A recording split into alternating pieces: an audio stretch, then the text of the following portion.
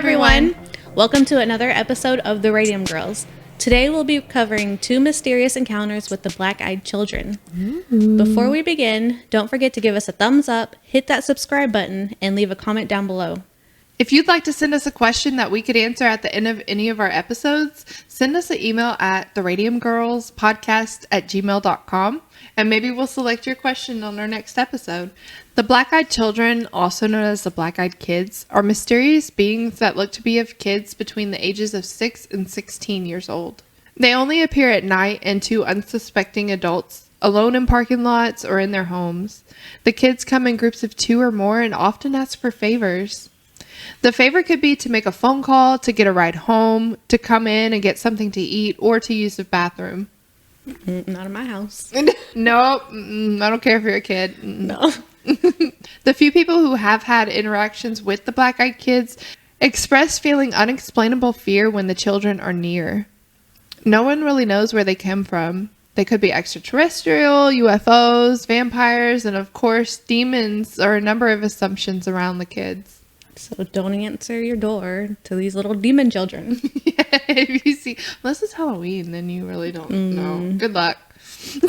Even just if someone knocks on my door, I go hide. I feel like they can see me through my house. Oh my gosh. I need to go hide. I actually have a story a couple weeks ago. Oh no. It's not scary, but it definitely after the fact I was like, oh.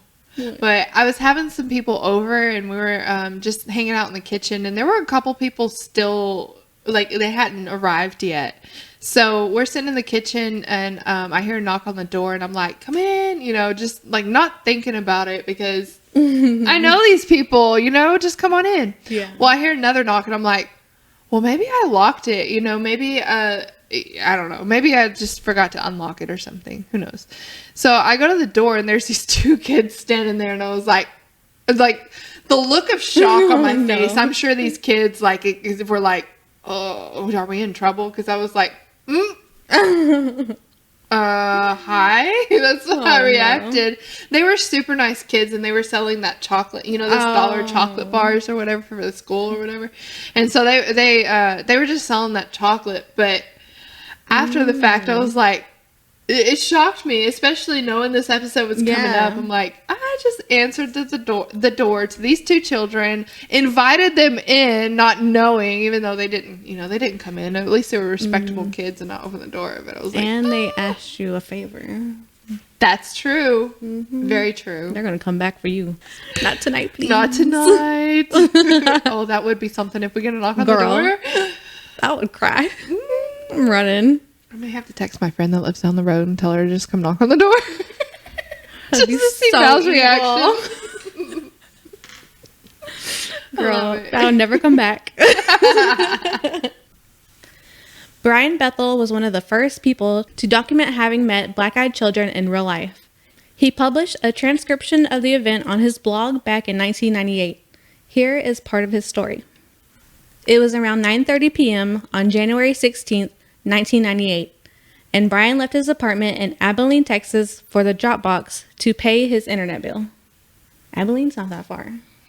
I mean, in Texas terms, yeah, it's not that far. I mean, we're in the same state. Yeah. It's still 12 hours away from us. So, I mean, it probably was those children. I mean, they've made it here by now. Surely from 1998 to 2000, what year are we in? 21? They've made it this far. They made their way around. He stopped at the Dollar movie theater next to his service provider's building to use the glow of the marquee as light to make out his check. As he did this, there was a knock on the window and saw 2 young boys. I park in parking lots a lot. I mean, I've definitely had someone walk up to me while I was sitting in the parking lot on my lunch break and trying to sell me makeup and stuff. Oh. There's this random guy, and I notice him from across the parking lot. I turn and look, and I see this guy. I swear, probably eight car parking rows or whatever away. And it's we met eyes, we locked eyes, and it was over. He came straight from my car. So I cannot imagine at night, children at almost 10 o'clock, 2 little kids knocking on your truck window. Don't be knocking on my window. No, thank you. I'll drive off. He figured the boys were about 10 and 14 years old, and this is how he described them. So boy number 1 was slightly taller than his companion, wearing a pullover hooded shirt with a sort of gray checkered pattern and jeans. He couldn't see his shoes. His skin was olive colored and had curly, medium-length brown hair. He exuded an air of quiet confidence. Boy number 2 had pale skin with a trace of freckles. His primary characteristic seemed to be looking around nervously. He was dressed in a similar manner to his companion, but his pullover was a light green color.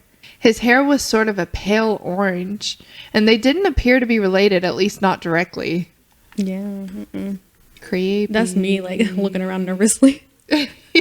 Yeah. It's just anxiety. Yeah, and I would probably be the one that has that quiet confidence. That I'm just like, I was like nervous. Like, it's like, dark. I'm with this demon beside me. Don't worry, I got this. Almost immediately, he knew something was up and felt a sense of fear. The first boy began to tell Bethel that they needed his help. They wanted to see the new Mortal Kombat movie, but forgot their money. Sorry, Move. You gotta look. Instead of asking for the money itself, the boy asked for a lift to their house to retrieve it. Sus. That should have been red flag number 1. That's a red flag too, because you ain't gonna be letting some children in your car. Yeah. That's true. Yeah, I would have drove off. He gets nervous and hesitant as the first boy continues to try to coax him, saying things like, "Come on, mister.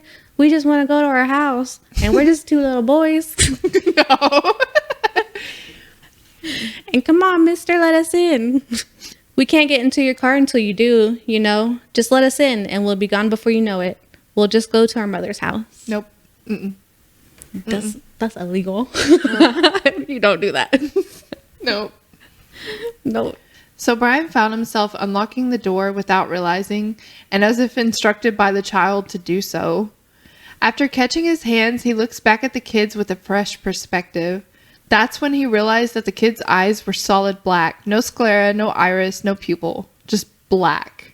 All these stories of the people meeting black-eyed kids claim that once you realize their eyes are all black, things start to get dangerous. So the second boy continued to stand there completely silent when the first boy threatened him, saying, "We won't hurt you. You have to let us in. We don't have a gun." According to Bethel, the boy was implying that they didn't need guns. No. Mm-mm. No. Nope. Mm-mm. He started pulling at the door and demanding to be let in. With the courage that Brian managed to find, he pushed his car into reverse and sped home, leaving the boys exactly where he found them. There you go. I would have done that from the beginning. Yeah. There ain't no way. There's no way.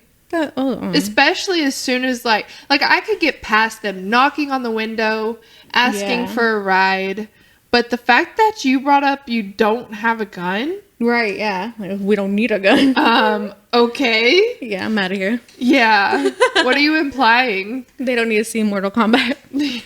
Fast forward to November 14th, 1998, and Brian posted an update for his ghost hunting blog. He apparently didn't talk too much else about the black-eyed kids after the first post, even though his audience was hounding him with questions. The next one to encounter the kids is his friend John. Ooh. Goes after your friends. Yeah. John Northwood was one of Brian's online friends who was a pagan rights coordinator for an Oregon organization called Spirit.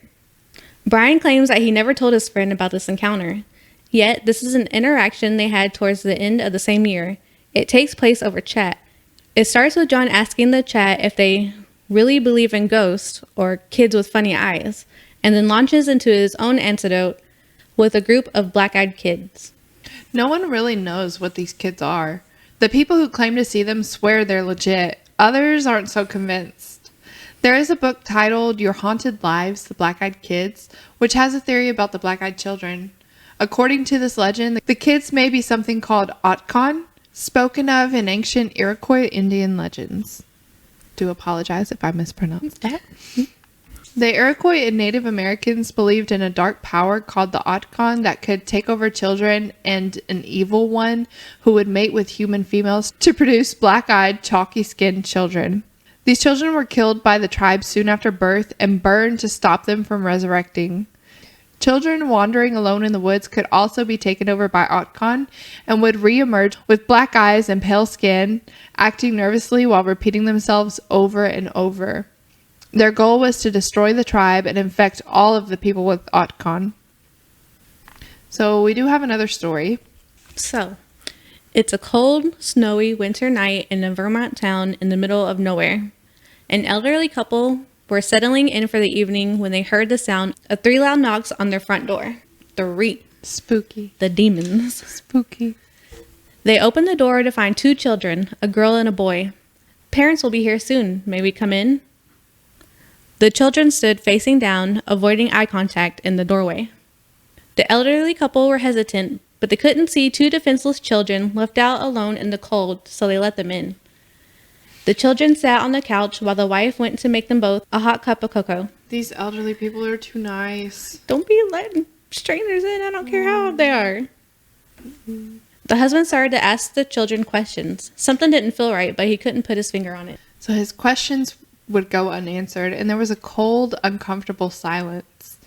The wife returns with cocoa in hand and notices that one of her cats are acting really scared and almost angrily lashing out towards the children, which is completely out of character for her pet. The awkward silence is broken. May we use the restroom? No. No. The wife looks at the children and she finally sees them. The children's eyes were as black as night. Stunned, she directed them to the bathroom and rushed to return to her husband, who was covering his face with his hand. "Did you see his eyes?" she whispered. Just then, her husband lowered his hand to reveal that it's covered in blood from a sudden and severe nosebleed. Oh no. That's spooky. The power suddenly cuts out and the house is plunged into a pit of blackness. The wife heads towards the restroom and is confronted by the voice of the children at the end of the hall uttering, "Our parents are here." Hell no. Excuse me? Not my house. Hell no. Okay, bye. The children then exit the elderly couple's home, leaving the door wide open. First of all, that's rude. For real. We let you in and gave you cocoa. And it's cold outside. Like, come on. Let all get it out. The wife notices that there are 2 men, very tall and extremely slender. Ooh. The wife waves as a friendly gesture, but it wasn't acknowledged or reciprocated at all. Both the men and the children got into the car and drove away. The power returns to the home almost immediately after their exit. Throughout the week, weird things began to happen in the couple's home. 3 of their 4 cats went missing, and the 4th was found dead in a pool of its own blood. Yeah. That would be so sad. The husband continued to experience severe nosebleeds and finally went to see a doctor, where he was diagnosed with aggressive skin cancer. Wow. That's nuts. Dang. This legend even crossed bodies of water and landed in the great land of the UK, where in 2014, the Daily Star wrote 3 front-page stories about sightings of the black-eyed children in the haunted pub in Staffordshire. Ghost hunters who believed that these black-eyed children were extraterrestrials, vampires, or ghosts took these alleged sightings very seriously. Nowadays, people still claim to see the black-eyed children when driving late at night down an empty road, or outside of their window late at night, or even lurking in the shadows of their room. Every time I leave your house, I kind of think I'm going to see them. Really? Yeah, because it's dark. It's dark. They're going to comfort me. I think, like, if it weren't children, Yeah. I'd be okay. But the fact that it's children, like, I don't do children. No. Like, the little children that are playing in my house, that's okay. No, but it's not. You stay over here.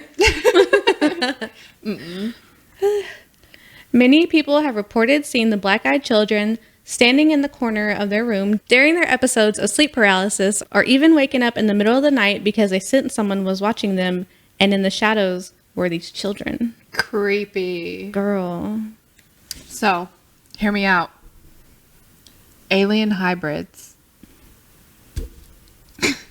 Possibly because the black-eyed kids have solid black eyes and gray aliens are reported to have solid black eyes. Some people think that black-eyed kids might be some sort of like an alien-human hybrid.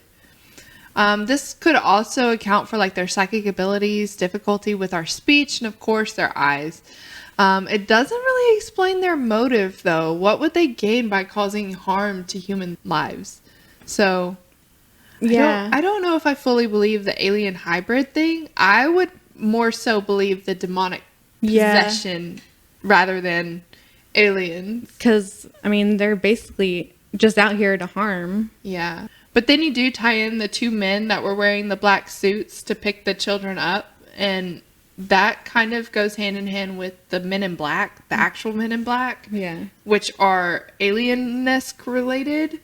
So if that story were true, I could see how people would think alien hybrid. But I still, I don't know. Personally, I feel more like the demon side of things. And yeah, the two adult people say alien, but everything else is demon. Yeah, for sure. Ooh. So let us know what you believe. Yeah, let us know down below. Another opinion, supposedly they are emotional vampires who feed off of fear. People get sick because their energy has been sapped. Interesting.